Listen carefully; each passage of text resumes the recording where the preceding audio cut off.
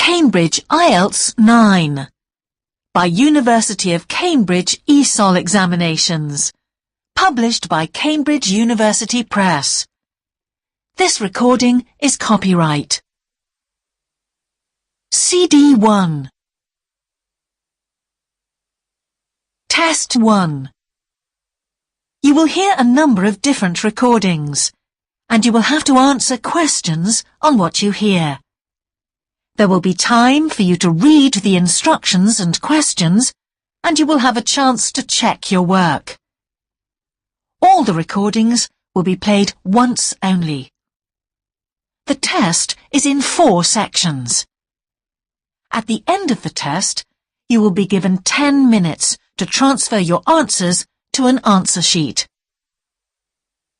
Now turn to Section 1. Section 1. You will hear a man phoning to inquire about a job vacancy. First, you have some time to look at questions 1 to 4.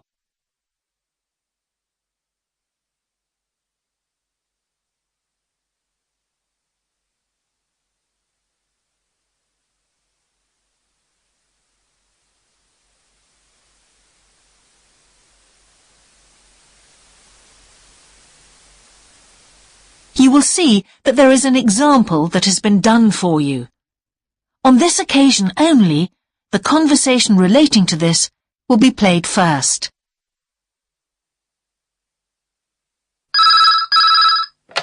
Good evening, King's Restaurant. Good evening. I'm ringing about the job I understand you have vacant. Oh, yes. The job vacancy is at a restaurant, so a restaurant has been written in the space. Now we shall begin. You should answer the questions as you listen, because you will not hear the recording a second time. Listen carefully and answer questions 1 to 4.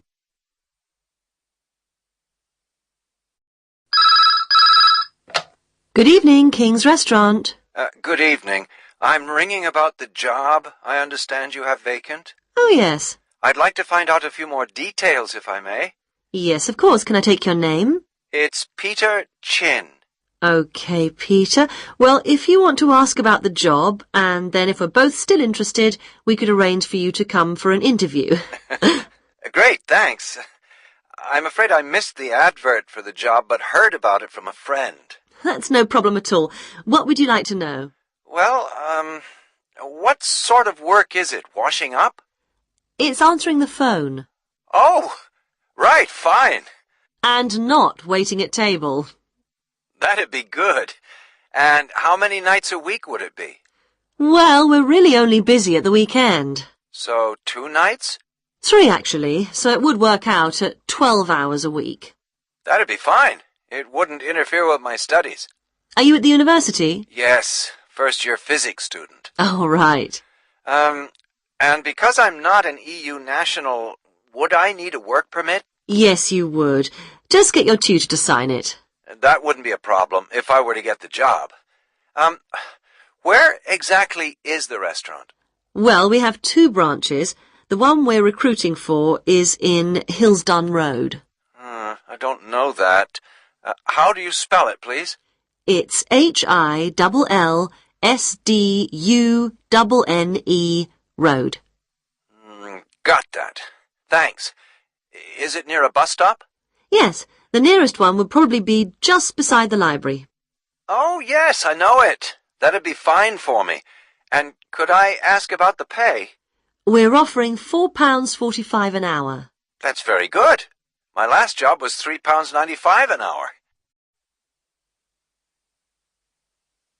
Before you hear the rest of the conversation, you have some time to look at questions 5 to 10.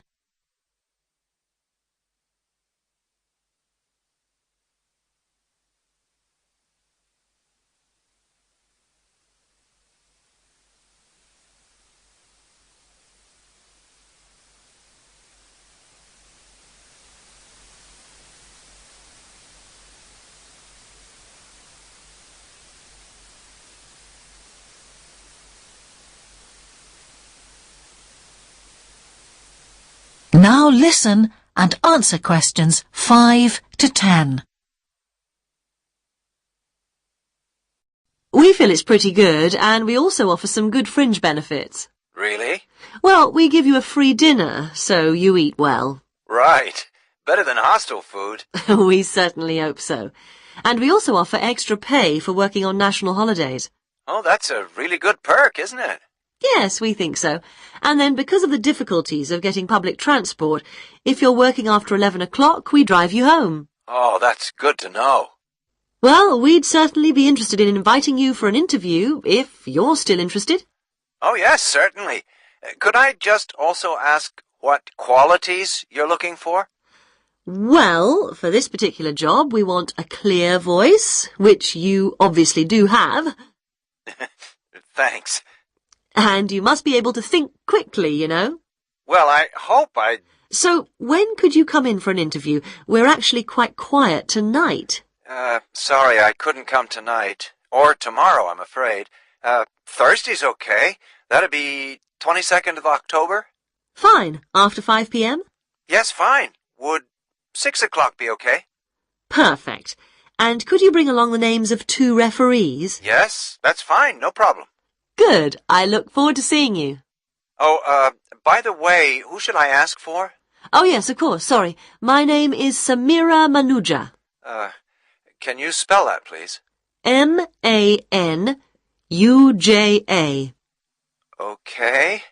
I've got that. Thanks very much. Look forward to seeing you later on, then.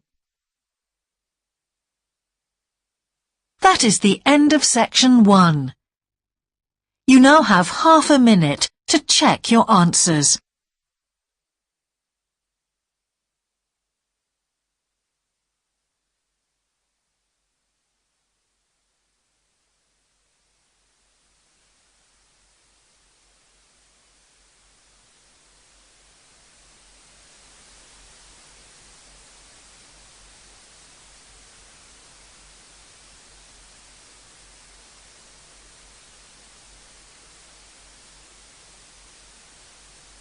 Now turn to section 2.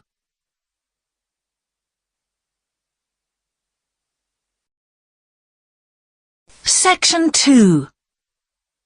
You will hear part of a radio program about the opening of a new local sports shop. First, you have some time to look at questions 11 to 16.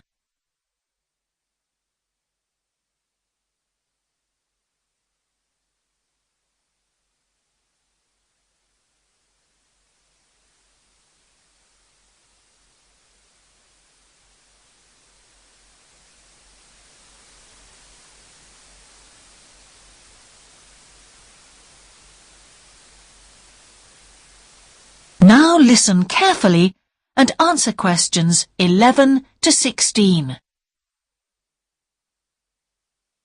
Now we go to Jane, who is going to tell us about what's happening in town this weekend. Right, thanks, Andrew. And now on to what's new. And do we really need yet another sports shop in Bradcaster? Well, most of you probably know Sports World, the branch of a Danish sports goods company that opened a few years ago. It's attracted a lot of custom, and so the company has now decided to open another branch in the area. It's going to be in the shopping centre to the west of Bradcaster, so that will be good news for all of you who found the original shop in the north of the town hard to get to. I was invited to a special preview, and I can promise you, this is the ultimate in sports retailing. The whole place has been given a new minimalist look with the company's signature colours of black and red. The first 3 floors have a huge range of sports clothing as well as equipment. And on the top floor, there's a cafe and a book and DVD section.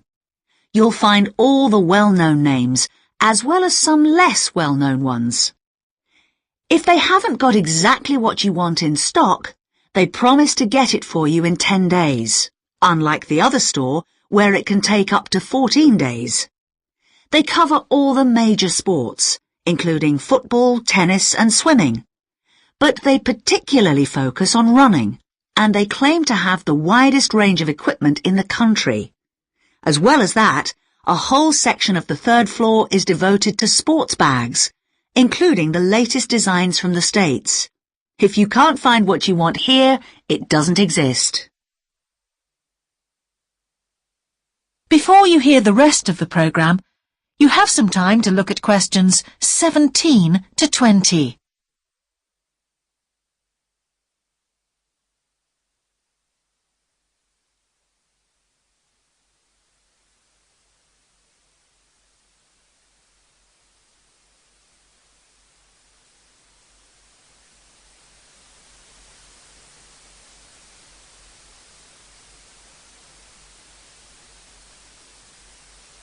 Now listen and answer questions 17 to 20. The shop will be open from 9 a.m. this Saturday, and if you go along to the opening, then you'll have the chance to meet the national 400 metres running champion, Paul King, who's coming along to open the shop. And he will be staying around until about midday to chat to any fans who want to meet him and sign autographs. Then there will be a whole range of special attractions all weekend. There will be free tickets for local sporting events for the first 50 customers, and also a special competition open to all. Just answer 15 out of 20 sports questions correctly to win a signed copy of Paul King's DVD, Spring Tips, while the first person to get all the questions correct gets a year's free membership of the Broadcaster Gym. All entrants will receive a special sports calendar with details of all Broadcaster fixtures in the coming year. One of the special opening offers is a fitness test, a complete review of your cardiac fitness and muscle tone, actually done in the shop by qualified staff. This would normally cost £30, but is available at half price for this month only. There are only a limited number of places available for this, so to make a booking, phone 560-341. In addition, if you open an account, you get lots more special offers, including the chance to try out equipment at special open evenings. That is the end of section 2. You now have half a minute to check your answers.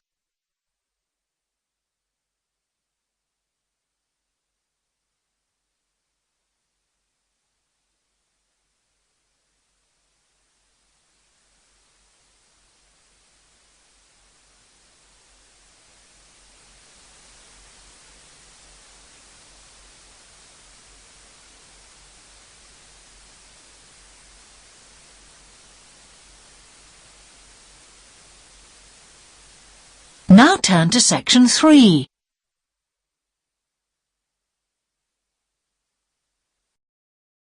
Section 3. Two overseas students called Spiros and Hiroko have just finished the first semester of their university course. They are discussing with their English language teacher how they coped with the course. First, you have some time to look at questions 21 to 25.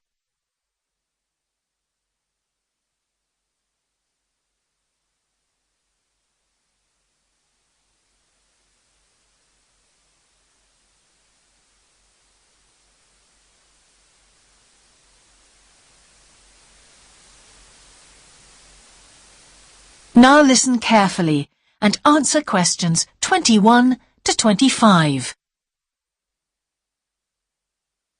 Before we start, Spiros and Hiroko, thanks for coming in today to talk about your recent study experiences, and congratulations to you both in doing so well in your first semester exams. Thank you. I'd like to discuss with you the value of the English for Academic Purposes course you did here last year before starting your university course. Spiros, if I could start with you, what parts of the program have now proved to be particularly valuable to you? I think that having to do a seminar presentation really helped me. For example, a couple of weeks ago in our marketing subject, when it was my turn to give a presentation, I felt quite confident. Of course, I was still nervous, but because I had done one before, I knew what to expect. Also, I know I was well prepared, and I had practiced my timing. In fact, I think that in relation to some of the other people in my group, I did quite a good job, because my overall style was quite professional. What about you, Hiroko? That's interesting. In my group, I was really surprised by the way the students did their presentations. They just read their notes aloud. Can you believe that? They didn't worry about their presentation style or keeping eye contact with their audience. And I remember that these things were really stressed to us in the course here. So, how did you approach your presentation, Hiroko? Well, to speak frankly, I read my notes too. At the time, it was a relief to do it this way, but actually when I had finished, I didn't feel any real sense of satisfaction. I didn't feel positive about the experience at all. That's a pity. You know, although I was pleased with my presentation, I am not so pleased with my actual performance right now in the tutorials. During the whole semester, I've not said anything in our tutorial discussions. Not a word. Really, Spiros? Why's that? Do the other students talk too much? It's partly that, but it's mostly because I have had no confidence to speak out. Their style of speaking is so different. It's not the style we were used to during the course. They use so many colloquialisms. They're not very polite, and sometimes there seems to be no order in their discussion. Also, they are very familiar with each other, so because they know each other's habits, they can let each other into the discussion. You're right, Spiros. I've experienced that too. Before you hear the rest of the conversation, you have some time to look at questions 26 to 30.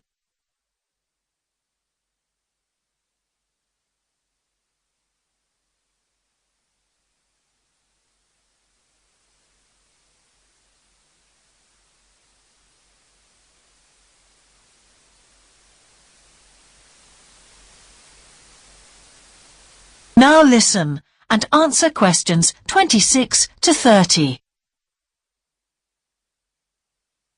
For most of this semester, I've said absolutely nothing in tutorials. But recently, I've been trying to speak up more, and I just jump in, and I've noticed an interesting thing. I've noticed that if they thought my point was interesting or new, then the next time they actually asked for my opinion. And then it was much easier for me to be part of the discussion. Oh, that's great, Hiroko. I hope that happens for me next semester. I'll have to work hard to find some interesting points. What helped you to find these ideas? I think that one thing that helped me with this was the reading. I've had to do so much reading this semester just to help me make sense of the lectures. At first, I couldn't understand what the lectures were talking about. So I had to turn to the books and journals. Every night I read for hours, using the lists of references that were given, and I made pages of notes. At breakfast I read and read my notes again. This habit has helped me to follow the ideas in the lectures, and it's also given me some ideas to use in the tutorials. But I did so much reading anyway. I don't think there's any time left over for anything extra. My reading speed is still quite slow, though I'm much better at dealing with vocabulary than I used to be. What else do you think we could add to the course program to help with this reading problem? There's not really anything because it's my problem. I remember we were given long articles to read. We didn't like that, but now I realize that reading those long articles was good preparation for the things I need to read now. Also, in class, we regularly had speed reading tasks to do, and we kept a record of our reading speed, so the teachers were encouraging us to work on that. That's true, Spiros, but what we read could have been different. Sometimes in the English class, I felt frustrated when I had to read articles about the environment or health or education, because I wanted to concentrate on my own field, but we didn't read anything about engineering. So I think I wasted some time learning vocabulary I didn't need. But surely the strategies you were taught for dealing with that vocabulary were helpful? Yes, but psychologically speaking, I would have felt much better working on reading from my own field. What do you think, Spiros? Oh, I agree. That would have helped my confidence too, and I would have been more motivated. It was good, though, that we could work on our own topics when we wrote the research assignments. Okay, let's move on to writing now. That is the end of section 3. You now have half a minute to check your answers.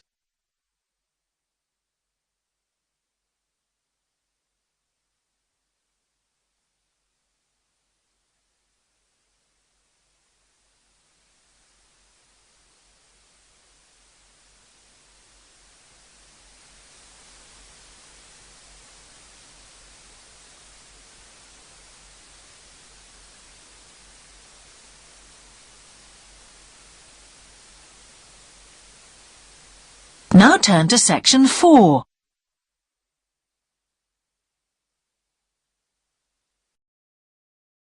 Section 4.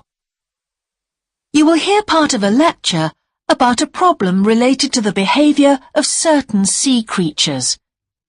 First, you have some time to look at questions 31 to 40.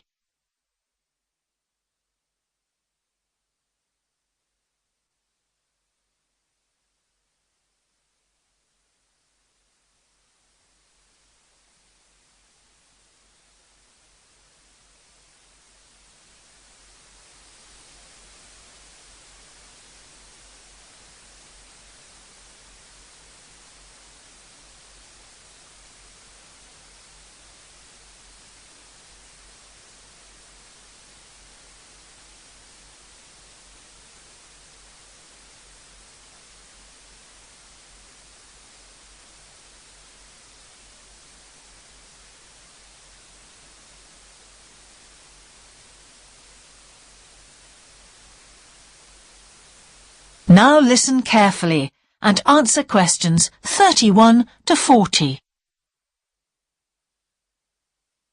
Good afternoon, everyone. Well, with some of you about to go out on field work, it's timely that in this afternoon's session I'll be sharing some ideas about the reasons why groups of whales and dolphins sometimes swim ashore from the sea right onto the beach and, most often, die in what are known as mass strandings. Unfortunately, this type of event is a frequent occurrence in some of the locations that you'll be travelling to, where sometimes the tide goes out suddenly, confusing the animals. However, there are many other theories about the causes of mass strandings. The first is that the behaviour is linked to parasites. It's often found that stranded animals were infested with large numbers of parasites.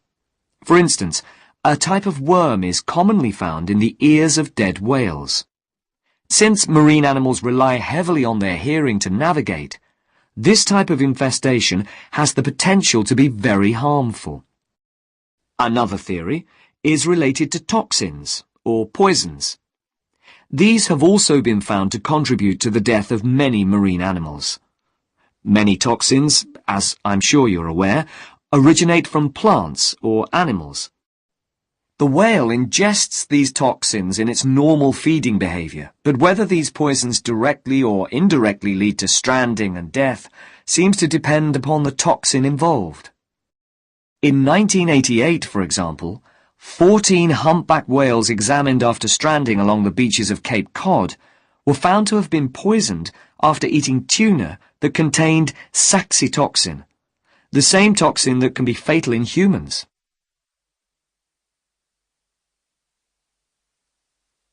Alternatively, it has also been suggested that some animals strand accidentally by following their prey ashore in the confusion of the chase. In 1995, David Thurston monitored pilot whales that beached after following squid ashore.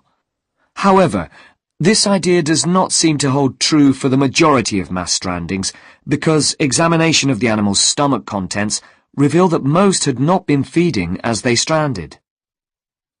There are also some new theories which link strandings to humans. A growing concern is that loud noises in the ocean cause strandings. Noises such as those caused by military exercises are of particular concern and have been pinpointed as the cause of some strandings of late. One of these, a mass stranding of whales in 2000 in the Bahamas, coincided closely with experiments using a new submarine detection system. There were several factors that made this stranding stand out as different from previous strandings. This led researchers to look for a new cause. For one, all the stranded animals were healthy. In addition, the animals were spread out along 38 kilometres of coast, whereas it's more common for the animals to be found in a group when mass strandings occur. A final theory is related to group behaviour, and suggests that sea mammals cannot distinguish between sick and healthy leaders, and will follow sick leaders, even to an inevitable death. This is a particularly interesting theory, since the whales that are thought to be most social, the toothed whales, are the group that strand the most frequently. The theory is also supported by evidence from a dolphin stranding in 1994. Examination of the dead animals revealed that, apart from the leader, all the others had been healthy at the time of their death. Without one consistent theory, however, it is very hard for us to do anything about this phenomenon except to assist animals where and when we can. Stranding networks have been established around the world to aid in rescuing animals and collecting samples from those that could not be helped. I recommend John Connor's Marine Mammals Ashore as an excellent starting point if you're interested in finding out more about these networks or establishing one yourself. That is the end of section 4. You now have half a minute to check your answers.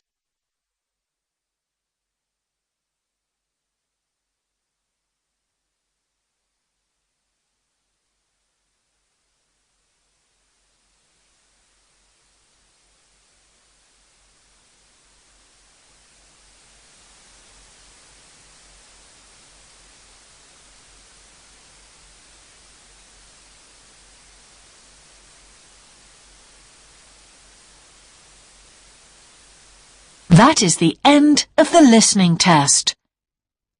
In the Ielts test, you would now have 10 minutes to transfer your answers to the answer sheet.